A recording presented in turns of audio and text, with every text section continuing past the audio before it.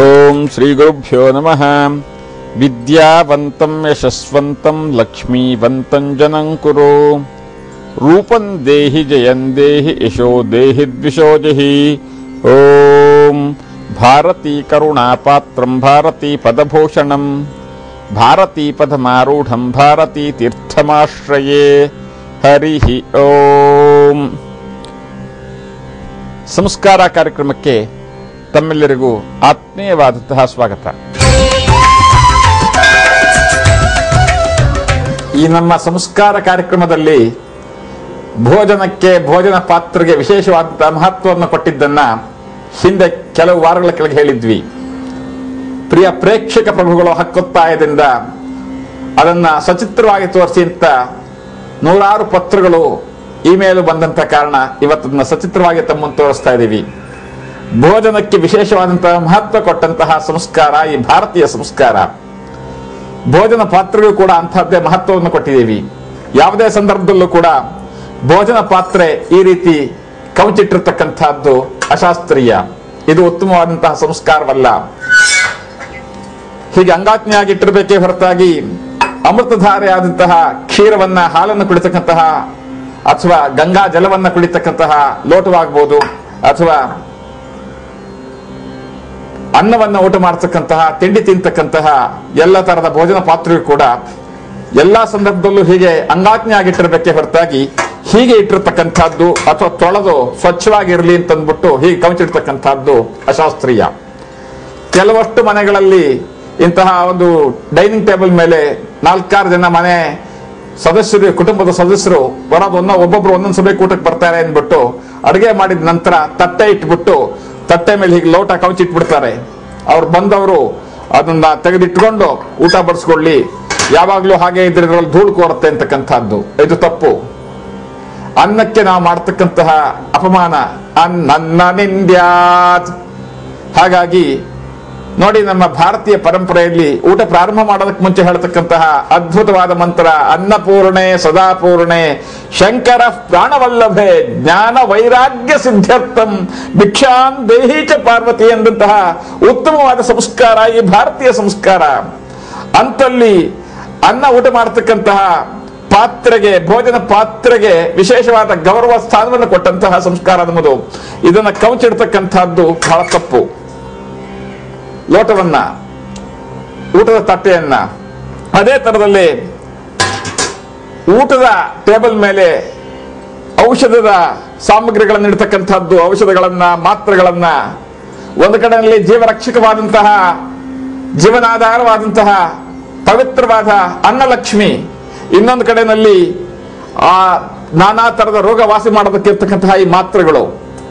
ಹಾಗಾಗಿ ನಮಗೆ ಇದೆರಡು ಒಟ್ಟೊಟ್ಟಿಗೆ ಒಂದೇ ಸ್ಥಳದಲ್ಲಿ ಇರತಕ್ಕಂಥದ್ದು ಕೂಡ ಅಶಾಸ್ತ್ರೀಯವಾದಂತಹದ್ದು. ಇದನ್ನ, ಈ ಔಷಧಗಳನ್ನು ಇಡತಕ್ಕಂಥದ್ದಕ್ಕೆ ಪ್ರತ್ಯೇಕವಾದ ಸ್ಥಾನ ಇರಬೇಕೇ ಹೊರತಾಗಿ ಅನ್ನದ ಜೊತೆಗೆ ಇಡತಕ್ಕಂಥದ್ದು ತಪ್ಪು. ಬಹಳಷ್ಟು ಜನ ಊಟಕ್ಕೆ ಮುಂಚೆ ಕೆಲವು ಮಾತ್ರೆ ತಗೊಳ್ಬೇಕು ಅಥವಾ ಊಟ ಆದ್ರ ಮೇಲೆ ಕೆಲವು ಔಷಧ ತಗೊಳ್ಬೇಕು, ಮರ್ತು ಹೋಗ್ಬಿಡತ್ತೆ ಅಂತ ಡೈನಿಂಗ್ ಟೇಬಲ್ ಮೇಲೆ ಮಾತ್ರೆ ಔಷಧವನ್ನ ಇಟ್ಕೊಳ್ತಕ್ಕಂಥ ಅಭ್ಯಾಸ ಮಾಡಿರ್ತಾರೆ. ಅದು ತಪ್ಪು. ಅದರಿಂದ ಮನಮಂದಿಗೆಲ್ಲ ಆ ಒಂದು ಅನಾರೋಗ್ಯ ವ್ಯಾಪಿಸುವ ಸಂಭವ ಇರುತ್ತೆ. ಹಾಗಾಗಿ ಔಷಧ ಮಾತ್ರೆಗಳನ್ನ ಡೈನಿಂಗ್ ಟೇಬಲ್ ಮೇಲೆ ಇಡ್ತಕ್ಕಂಥದ್ದು ಕೂಡ ಸೂಕ್ತವಾದಂತಹ ಪದ್ಧತಿಯಲ್ಲ. ಇನ್ನು ಇದೇ ರೀತಿಯಲ್ಲಿ ದೇವರಿಗೆ ಸಮರ್ಪಣೆ, ಫಲ ಸಮರ್ಪಣೆ ಮಾಡೋದಕ್ಕಾಗಿ, ದೇವರ ನೈವೇದ್ಯಕ್ಕಾಗಿ ಇಟ್ಕೊಂಡಿರ್ತಕ್ಕಂತಹ ಈ ಫಲವನ್ನ ಡೈನಿಂಗ್ ಟೇಬಲ್ ಮೇಲೆ ಇಡ್ತಕ್ಕಂಥದ್ದು ಕೂಡ ಒಂದು ಉತ್ತಮವಾದ ಸಂಸ್ಕಾರವಲ್ಲ.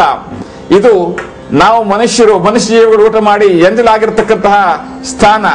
ಇಲ್ಲಿ ಇರ್ತಕ್ಕಂತಹ ಈ ಫಲವನ್ನ ನಾವು ತಗೊಂಡು ಹೋಗಿ ದೇವರ ಮುಂದಿಟ್ಟು ದೇವರಿಗೆ ಸಮರ್ಪಣೆ ಮಾಡೋದು ಕೂಡ ನಮ್ಮ ಸಂಸ್ಕಾರಕ್ಕೆ ವಿರೋಧವಾದಂತಹದ್ದು. ಪ್ರಿಯ ಪ್ರೇಕ್ಷಕ ಪ್ರಭುಗಳು ಗಮನಿಸಬೇಕಾದಂತಹ ಅಂಶಗಳಿದು. ಇನ್ನು ಊಟ ಬಡಿಸ್ತಕ್ಕಂತಹ ರೀತಿ ಬಹಳ ಮುಖ್ಯವಾದಂತಹದ್ದು. ಇಲ್ಲಿ ಈ ಖಾಲಿ ತಟ್ಟೆಗೆ ನೇರವಾಗಿ ಅನ್ನವನ್ನು ಬಡಿಸ್ತಕ್ಕಂಥದ್ದು ಅಥವಾ ಎಲೆ ಮೇಲೆ ನೇರವಾಗಿ ಅನ್ನವನ್ನು ಬಡಿಸ್ತಕ್ಕಂಥದ್ದು ಅಶಾಸ್ತ್ರೀಯ.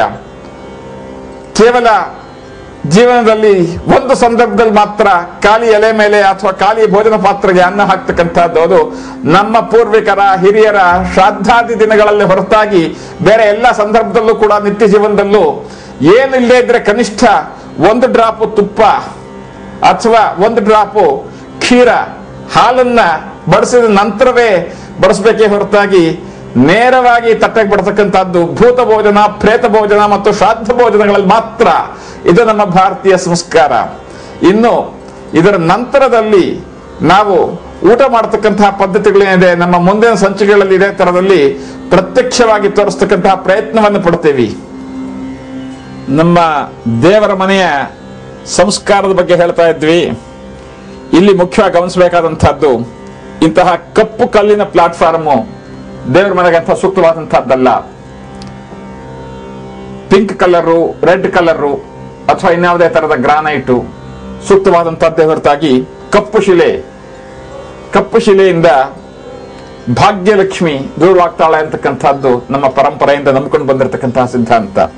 ಹಾಗೇನೆ ಇಂತಹ ಪ್ಲಾಸ್ಟಿಕ್ಕಿನ ವಸ್ತುಗಳನ್ನು ಕೂಡ ದೇವರ ಮನೆ ಒಳಗಡೆ ತರ್ತಕ್ಕಂಥದ್ದು, ಉಪಯೋಗಿಸ್ತಕ್ಕಂಥದ್ದು ಪೂಜಾ ಪರಂಪರೆಗೆ ಬಹಳ ನಿಷಿದ್ಧವಾದಂತಹದ್ದು.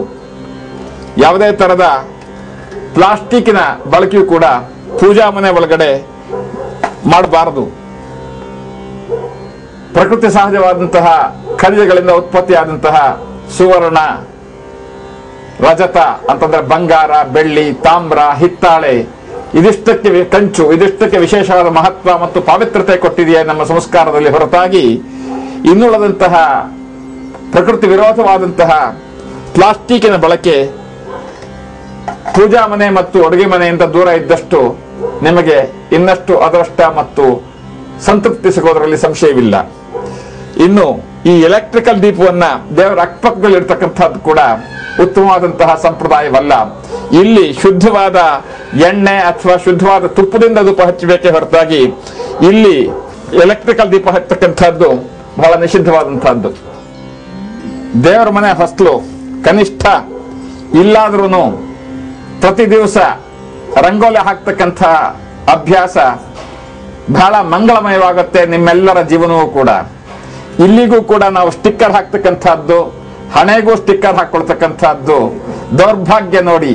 ಆ ಮುತ್ತೈದೆತನ ಭಾರತೀಯ ನಾರಿಯರಿಗೆ ಅತ್ಯಂತ ಪವಿತ್ರವಾದಂತಹ ಆ ಮಾಂಗಲ್ಯ, ಕುಂಕುಮ, ಅರಿಶಿನ ಕುಂಕುಮದ ಜಾಗದಲ್ಲಿ ಇವತ್ತು ನಮ್ಮ ದೌರ್ಭಾಗ್ಯ, ನಮ್ಮ ಸಾಂಸ್ಕೃತಿಕ ದಾರಿದ್ರ್ಯ ಯಾವ ಮಟ್ಟಕ್ಕೆ ಇಳಿದಿದೆ ಅಂತಂದ್ರೆ ಹಣೆಗೂ ಕೂಡ ಪ್ಲಾಸ್ಟಿಕ್ನಿಂದ ಬಂದಿರತಕ್ಕಂತಹ ಒಂದು ಸ್ಟಿಕ್ಕರ್ಗಳು, ರಂಗೋಲಿ ಇರಬೇಕಂತ ಜಾಗದಲ್ಲೂ ಕೂಡ ಸ್ಟಿಕ್ಕರ್ ತುಂಬಿರ್ತಕ್ಕಂಥದ್ದು.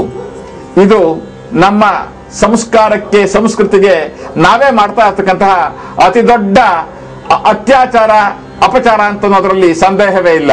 ಇಂಥ ಜಾಗದಲ್ಲಿ ಇದು ನಿಷಿದ್ಧ.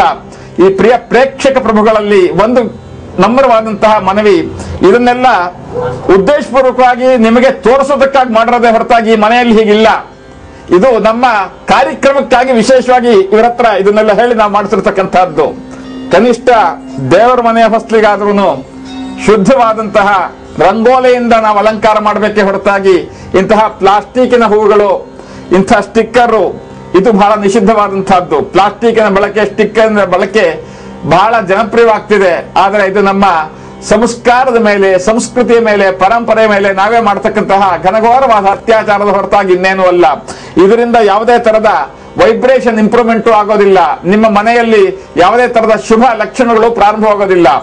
ಇವತ್ತು ನಮ್ಮ ಭಾರತೀಯರ ಪವಿತ್ರ ಭಾರತೀಯರ ಸುಮಂಗಲಿಯರ ಪವಿತ್ರ ಸಂಕೇತವಾದಂತಹ ಅರಿಶಿನ ಕುಂಕುಮದ ಜಾಗಕ್ಕೂ ಕೂಡ ಸ್ಟಿಕ್ಕರ್ ಬಂದಿದೆ, ಹಣೆಗಿಡೋದಕ್ಕೂ ರಂಗೋಲಿ ಜಾಗಕ್ಕೂ ಕೂಡ. ಇದು ನಮ್ಮ ಸಾಂಸ್ಕೃತಿಕ ದಾರಿದ್ರ್ಯದ ಹೊರತಾಗಿ ಮತ್ತೇನೂ ಅಲ್ಲ. ಹಾಗಾಗಿ ಯಾವುದೇ ಸಂದರ್ಭದಲ್ಲೂ ಈ ಜಾಗದಲ್ಲಿ ರಂಗೋಲಿಯನ್ನು ಹಾಕ್ತಕ್ಕಂತಹ ಅಭ್ಯಾಸವನ್ನು ಬೆಳೆಸ್ಕೊಳ್ಳಿ. ಇದರಿಂದ ಇನ್ನಷ್ಟು ಸಂತೃಪ್ತಿ, ನೆಮ್ಮದಿ, ಮಂಗಳಮಯವಾಗೋದ್ರಲ್ಲಿ ಸಂಶಯವಿಲ್ಲ.